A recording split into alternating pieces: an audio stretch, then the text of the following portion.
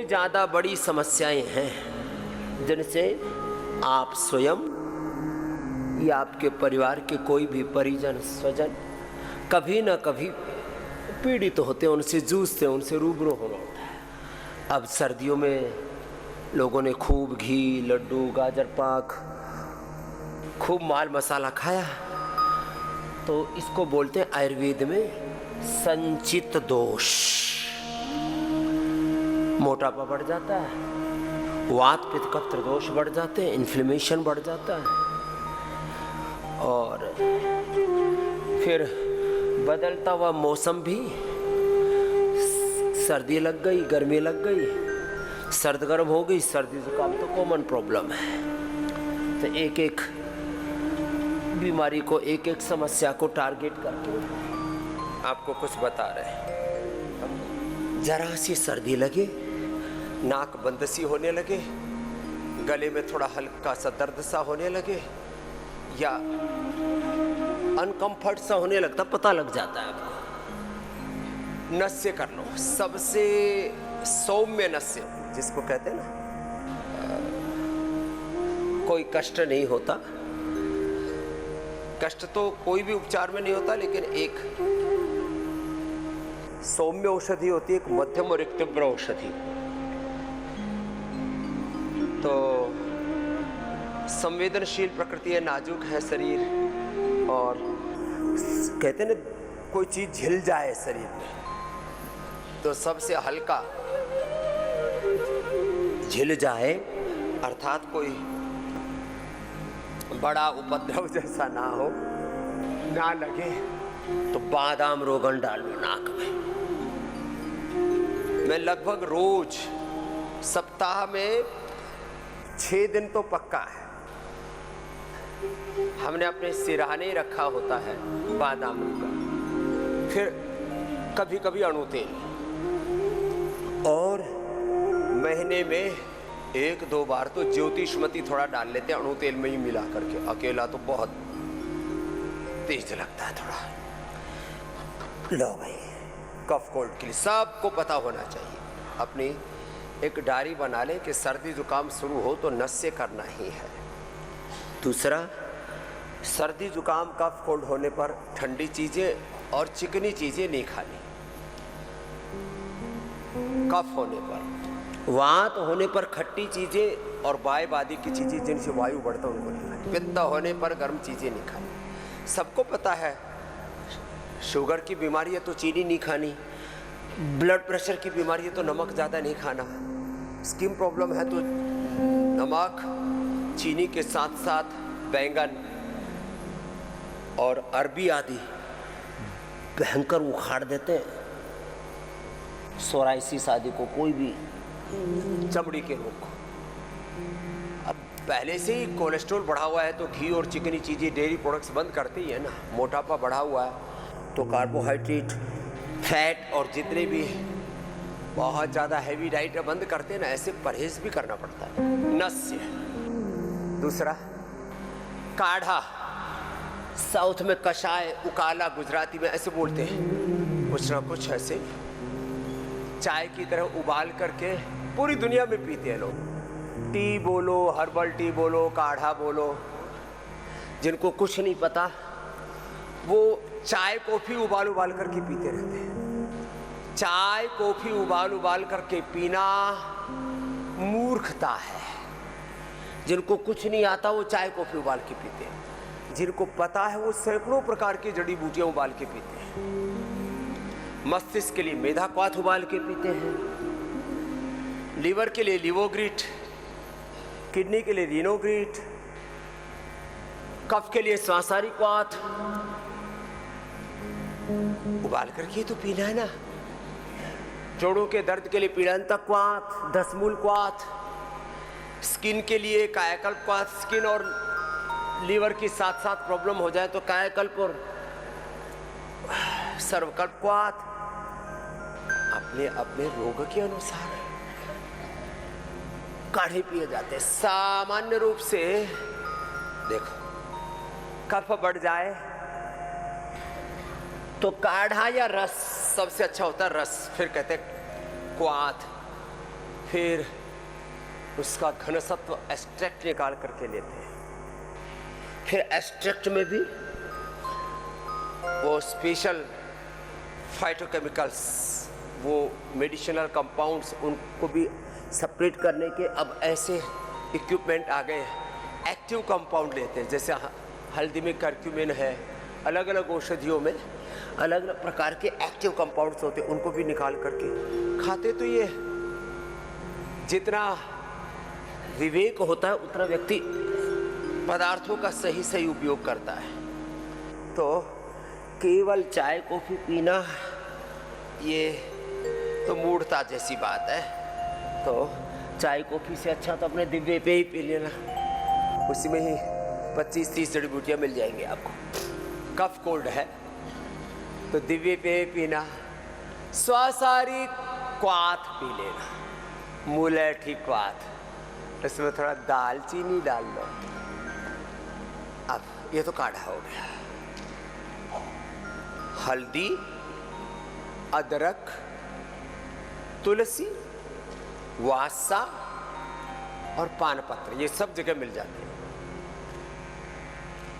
वासा भी अब लोगों को पता लगने लग गया है, सफ़ेद फूल वाला वासा सब जगह होता है, बहुत सस्ता भी होता है और खूब हो जाता है, गमले में लगा लो। हल्दी, अदरक, तुलसी, वासा और पानपत्र, इनका रस पी लें। अथवा घर में हल्दी,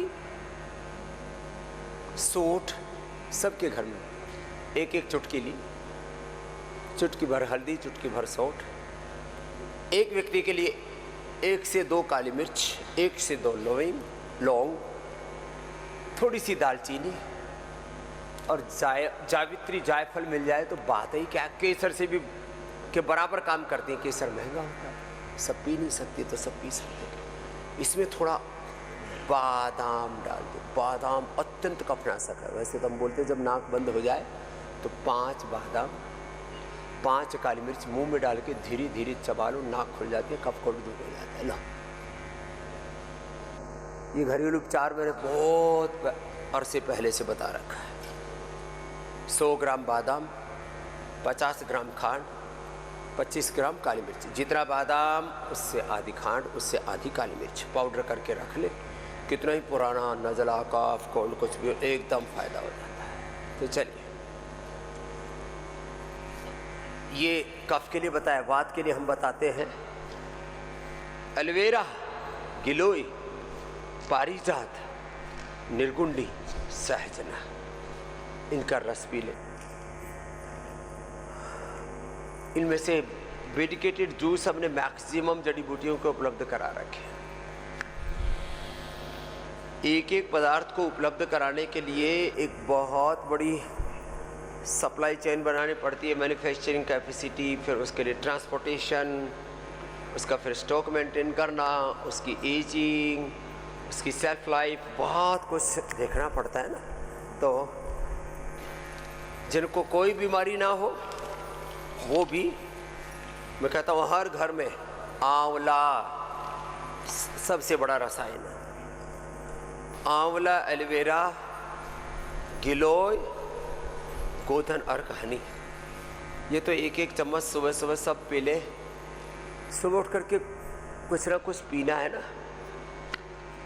केवल गर्म पानी पीना साधारण सी बात है, लेकिन ये मेडिकेटेड वाटर पीते हो ना, ये तो पूरी बॉडी को डिटॉक्स करने के लिए।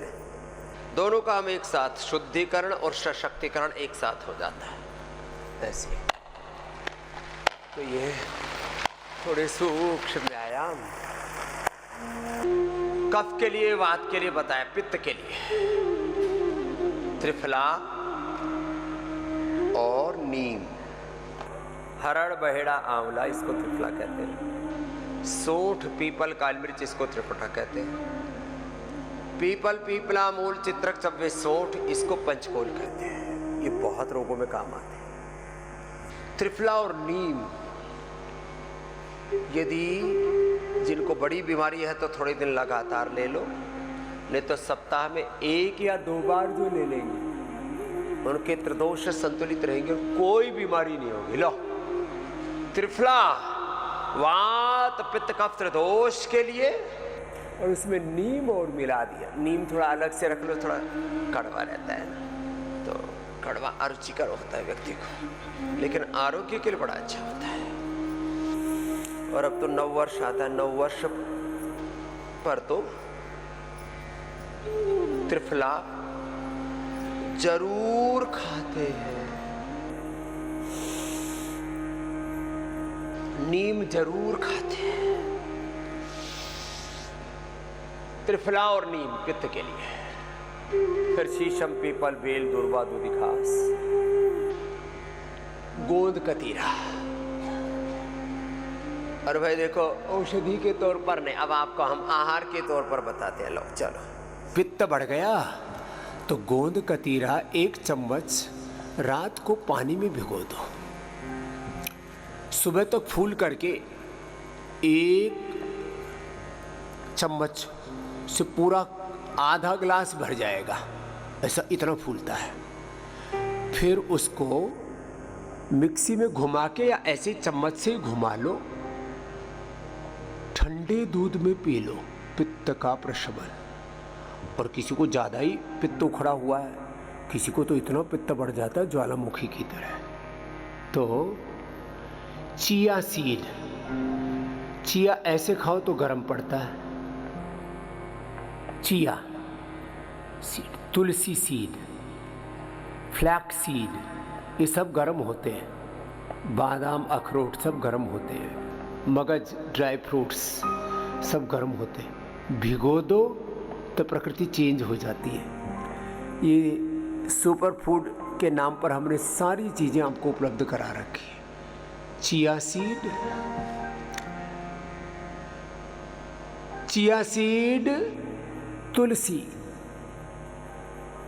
तुलसी दल जिसका हम प्रयोग करते हैं उसके भी बीज, वेजल सीड। फिर मगज में इसका, खीरा का और कोला का, अलग अलग तरह के 5 मगज होते हैं, उसमें 2-3 तो मिल ही जाते हैं। खरबूजा, तरबूजा, कोला, खीरा, इनके बीज मिलते हैं। इनको कहते 5 मगज, 5 मेवे, ये बहुत अच्छे होते हैं। इसमें जो भी मिल जाए, बादाम अखरोट आदि, रात को भिगो दो, सुबह क्रश कर लो या सिलबट्टे पर पीस लो, और फिर सुबह पानी में डाल के अथवा दूध में डाल के,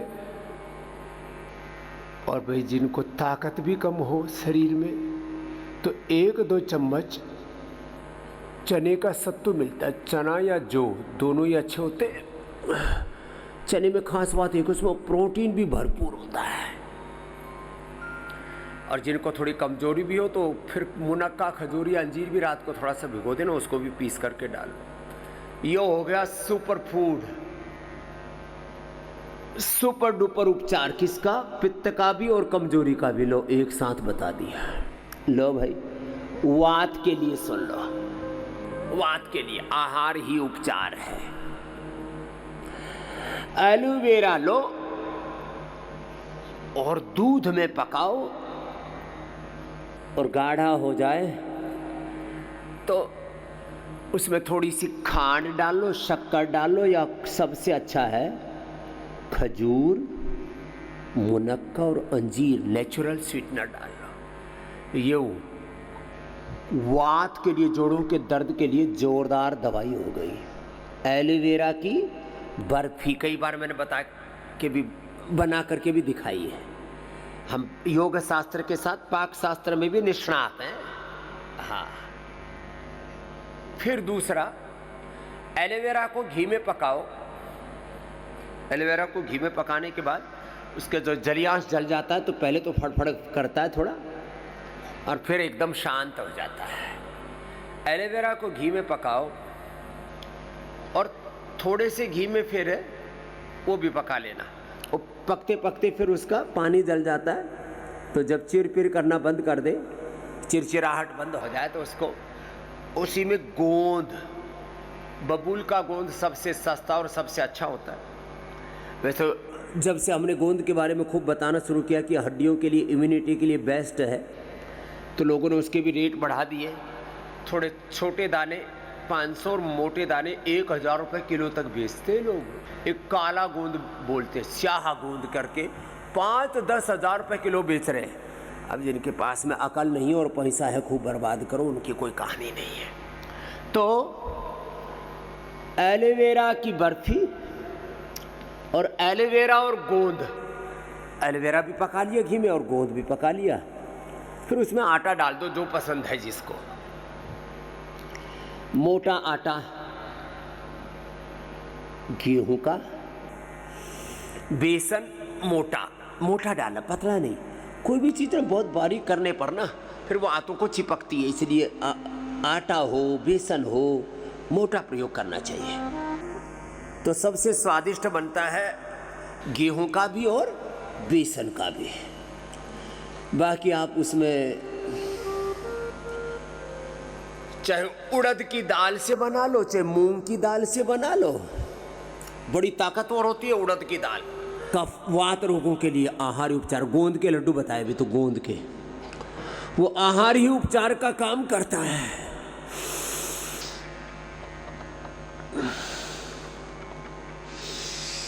एटीएम की सब्जी खिलाते हैं। एटीएम मतलब कहीं पैसे वाली मशीन को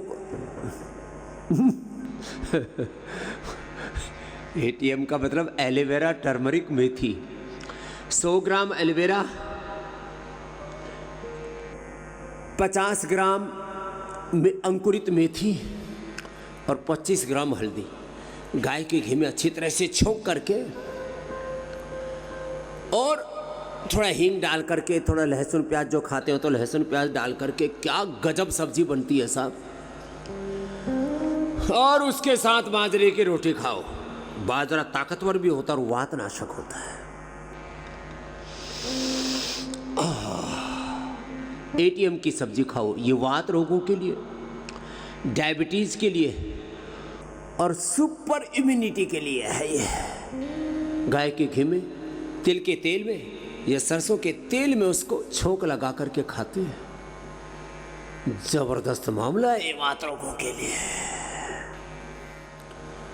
हमारी पूज्य माता जी बनाया करती थी बड़े गोखरू के लड्डू। गोंद के जैसे लड्डू बनाते हैं ऐसे बड़े गोखरू के भी लड्डू बनते हैं। और ये जो बेरी होती है ना, छोटी बेरी, उसके जड़ के भी लड्डू बनते हैं। वो बनते हैं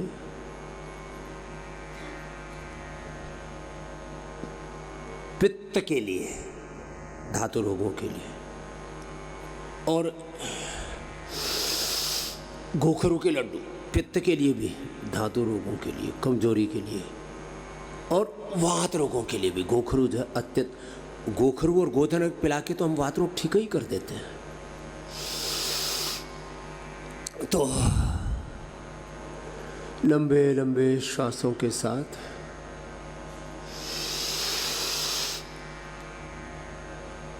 बला, खरेटी बोलते हैं, खरेटी ताकत के लिए भी और वात रोगों के लिए। बला के बीज मिलते हैं, खरेटी के बीज बोलते हैं उसको। खरेटी बोलते हैं गांव की भाषा में, बला बोलते हैं आयुर्वेद की भाषा में। बला बीज,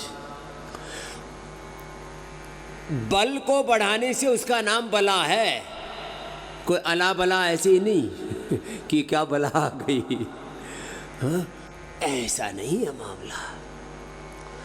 तो वात रोगों के लिए बता दिया, पित्त रोगों के लिए बता दिया, कफ रोगों के लिए अभी बता रहा था। बादाम 100 ग्राम, काली मिर्च 25 ग्राम, खांड 50 ग्राम। जितना बादाम उससे आधी खांड, उससे आधी काली मिर्च। हाँ, जिनको शुगर हो तो फिर खांड मत डालना, उसमें एक शुगर भी हो तो खाली काली मिर्च, 5 काली मिर्च और 5 बादाम, जैसे मैंने बोला, चबा के खा लेना और कफ कोल्ड सब भगा लेना। अब देखो, कफ रोगों के लिए आहारी उपचार है चना और किशमिश मुनक्का। किशमिश मुनक्का, खजूर या अंजीर। सबसे अच्छा मेल है चना और काली द्राक्ष का। काली किशमिश आपको उपलब्ध कराते पतंजलि की तरफ से। ऐसा जैसे ही सर्दी जुकाम हो, पहले हम छोटे बच्चे थे तब माताजी चने भून करके राख में भूनते थे घर में ही। चने भून करके पहले तो कपड़े में दे दिए, बोले इसको सूंघो। उसको सूंघते थे, बोले अब इसको खा लो। खा लेते थे, सर्दी जुकाम दूर हो जाता था। ये माँ का बताया वो उपचार बता दिया आपको। चने भूनो, सूंघो और खाओ भी, लो कफ रोग भगाओ और ताकत भी पाओ। बड़े ताकतवर होते चने। आजकल तो सत्तू की 100 से ज्यादा रेसिपी बनती है। सत्तू का चीला बनता है, सत्तू की ही रोटी बहुत अच्छी बनती है। चने के आटे की रोटी के बजाय चने के सत्तू की रोटी बना करके खाओ, उससे तो ताकतवर कोई चीज़ ही नहीं है। और इसमें थोड़ा घी डाल दो, और भाई जिनके पास में थोड़ा सा पैसे ठीक ठाक हैं तो उसमें थोड़े ड्राई फ्रूट डाल दो। दूध में गूंदो उसको, घी 1 चम्मच ऊपर से डाल दो, थोड़े ड्राई फ्रूट्स भी उसी में पाउडर करके मिला दिया, रोटी में ही सारा ताकत आ गई। कुछ दूसरी चीज़ की ज़रूरत नहीं, चाहे उसको और फिर च्यवनप्राश के साथ खा लो उसको। अब ये वाली सत्तू की रोटी च्यवनप्राश के साथ खा ली तो क्या बेचेगा? सर्दी जुकाम कफ कोल्ड सब भाग जाएगा ऐसे। तो चना, भुना हुआ चना, अब ये सब बहुत ज़्यादा हैवी चीज़ें सबको हजम भी तो नहीं होती ना, लेकिन चना हजम हो जाता है। और चना किशमिश के साथ, काली किशमिश, काली द्राक्ष के साथ खाओ। द्राक्ष संस्कृत में बोलते हैं, गुजराती में भी लोग द्राक्ष बोलते हैं, गांव की भाषा में लोग दाख बोलते हैं, काली दाख। तो भुना हुआ चना और द्राक्ष, काली दाख, जबरदस्त है। अब देखो अगली बात, दूध अकेला कफ करता है। दूध में हल्दी और 1-2 बूंद शिलाजीत की, हल्दी, शिलाजीत और 3 चीजें और, मुलैठी, सुंठी और मुलैठी, सुंठी और अश्वगंधा। और यदि भाई सोयाबीन के दूध में इसको पी लो। सोयाबीन का दूध कैसे बनाया जाता है हमने वीडियो भी बना करके दिखाया हुआ है। रात को सोयाबीन को भिगो दो और सुबह अच्छे से, 1 दिन पहले भिगो दो मैं तो कहूँगा, तो उसका छिलका अच्छे से उतर जाएगा। फिर उसको मिक्सी में डाल के अच्छे से क्रश कर लो।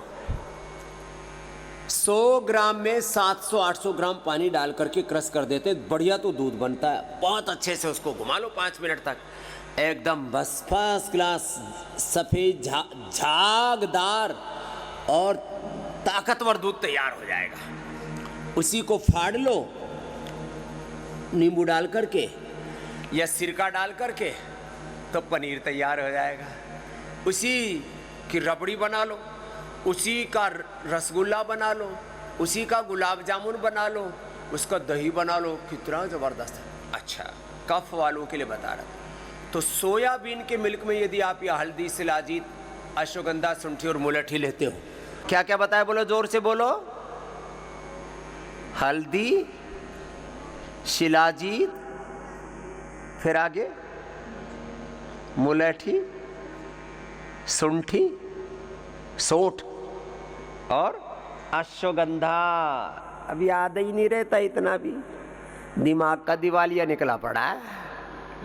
दिमाग दिन का कमजोर है। सुबह सुबह 1 चम्मच गाय का घी, बादाम रोगन, तिल का तेल या वर्जिन कोकोनट ऑयल पी लिया करो। अब देखो इसमें भी थोड़ी थोड़ी विशेषताएं हैं। मस्तिष्क के लिए, आंखों के लिए, पूरे शरीर के ओज तेज के लिए, रस, रक्त, मांस, मेद, अस्थि, मज्जा, शुक्र, ओज तक, रज ओज तक, अष्ट धातु को पुष्ट करने के लिए घी, तिल का तेल स्किन के लिए, हार्ट के लिए, पित्त के लिए, और बहुत जल्दी डाइजेस्ट भी हो जाता है ये वर्जिन कोकोनट ऑयल। फिर तिल का तेल वात रोगों के लिए, और बादाम रोगन मस्तिष्क से लेकर के पूरी शरीर को अंदर तक नरिश करने के लिए। बहुत ज़बरदस्त चीज़ें हैं जिनको पुरानी कब्ज रहती है उसके लिए भी। वैसे तो सभी प्रकार का जो स्नेहन है ये अंदर से को लुब्रिकेट कर देता है, आंतों की ऑयलिंग हो जाती है। लुब्रिकेशन गाड़ियों के इंजन में भी डालते हैं, नहीं तो उनके कल पुर्जे जल्दी घिस जाते हैं। तुम्हारा लुब्रिकेशन तुम करते ही नहीं हो। हम शंख प्रक्षालन और फिर उसके बाद खिचड़ी में घी खिलाते हैं, वही तो, पर ओवर होलिंग एंड लुब्रिकेशन यही तो करते हैं। वात पित्त कफ के बाद अब देखो शुगर के लिए खीरा, करेला, टमाटर सबके घरों में रहता है। जूस पियो, ताकत भी आएगी और पेनक्रियाज एक्टिवेट हो जाएगा शुगर के लिए। अब इसमें यदि सदाबहार, चिरायता, कुटकी, गुड़मार, विजयसा, रतपिती आदि भी मिला दो तो फिर तो महौषध हो जाता है। लो जूस, मेडिकेटेड जूस। फिर आंखों की कमजोरी है, गाजर और थोड़ा सा आंवला मिला दो, आईग्रिट साथ में खा लो तो वो एक्स्ट्रा है। खीरा, करेला, टमाटर के जूस के साथ मधुनाशिनी, मधुग्रीट, वो तो फिर आयुर्वेद की research and evidence based medicine भी हो गई। लौकी का जूस, अब उसके साथ मुक्तावटी ले ली तो बीपी ठीक, उसके साथ प्रोस्टोग्रिट ले ली तो प्रोस्टेट ठीक, मेदोहर वेट गो ले ली तो मोटापा का खात्मा रे मेरे भाई, उसके साथ लिपिडोम ले लिया तो लो cholesterol control without any side effect, उसके साथ कार्डियोग्रिट ले ली, हृदय अमृत ले लिया तो लो भाई, पेस मेकर की बाईपास की एंजियोप्लास्टी की जरूरत ही नहीं, हार्ट इनलार्ज है तो भी नॉर्मल, कैल्सिफिकेशन है तो भी खत्म। उसमें अर्जुन की छाल, दालचीनी और पी लो, काढ़ा बना करके दूध मिला करके, हर्बल टी हो गया, आहारी उपचार है। लो लौकी या पेठे का जूस गजब है, लंबे लंबे श्वासों के साथ, आहार ही उपचार है। मस्तिष्क के लिए फ्लैक्सीड खाओ, गाय का घी खाओ, बादाम, रोगन, तिल का तेल, या ये जो वर्जिन कोकोनट, जितने भी हेल्दी फैटी एसिड से मस्तिष्क के लिए अप्रतिम है, आंखों के लिए भी, स्किन के लिए भी, पूरे शरीर को ताकत देने के लिए भी। अब जिनको खून की कमी है, अनार, गाजर, चुकंदर, थोड़ा सा अदरक मिला दो, अच्छे से हजम भी हो जाएगा, टेस्ट भी अच्छा आ जाएगा। और जो हमारी तरह से थोड़ा मीठे के खाऊ है, उसी में थोड़ा सा मुनक्का, खजूर या अंजीर भी मिला दो। एक सप्ताह 10 दिन में ही 10 से 14 हीमोग्लोबिन हो जाता है। ये एकदम अनुभूत की हुई बात है, पढ़ाई लिखी लिखाई बात नहीं है, ये अनुभव की बात है ये सब। और वैसे तो जिनका लीवर खराब है, खून नहीं बनता, उनके लिए हमने पीने के लिए बढ़िया शरबत का भी काम करता है और दवाई का भी, और हनी के साथ बना दिया है, हीमोग्रिट और लिवोग्रिट सिरप, कफ के लिए स्वासारी सिरप। लो शरबत का शरबत हो गया, वो कफ शरबत हो गया, ये हीमोग्लोबिन के लिए शरबत हो गया। ऐसे ही बहुत सारे उपचार आपको बताते हैं, आहार ही उपचार है।